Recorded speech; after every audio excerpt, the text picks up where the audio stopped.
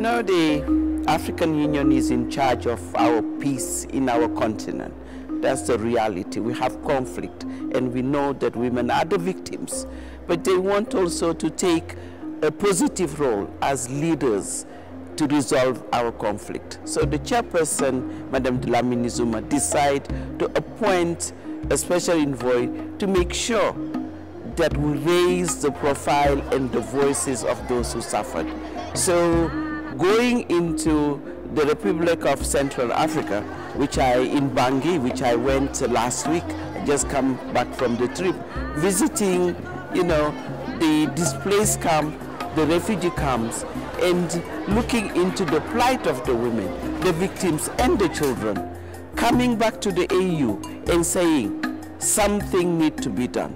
Even though the AU have deployed troops, because they started from 100 deaths per day, now they reduce it to one body a day. But even one death a day is, you know, enough is enough. It's too much. So we went there, and the plight we are making to the AU Peace and Security Council, but also to the UN Security Council to say they need humanitarian assistance. So the AU can plead for that with the chairperson, but they need security. So the issues that we see there with I was accompanied by the Executive Director of UN Women, and I think that our visit gives hope to the people we have met. We also have met with Samba Panza, the President of the Republic, interim President of Central African Republic, and all the actors that are in the field. So that's what AU knows better, going and looking into what the women who are suffering, what are their needs, and how do we respond to those needs. I think, first of all, AU wants to counter terrorism. We cannot go in our continent looking what happened, the piracy in Somalia and other places. Abuja for us is very key to say to the Boko Haram that bring back our girls. We need the girls back, but also to support the government,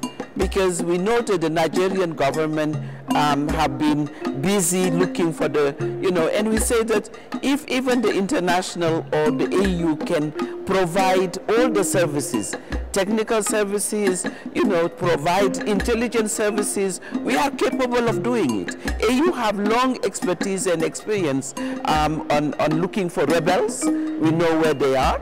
We're looking for, you know, terrorists like the Boko Haram. So to go and help the government of Nigeria so our girls are back. So we are there also to say solidarity and demonstrate to the victims, the family, because they are there still waiting. But also, you know, there are 2 bomb attacks recently. We are going to see those who have been abused and make sure that we bring our solidarity message from the African Union.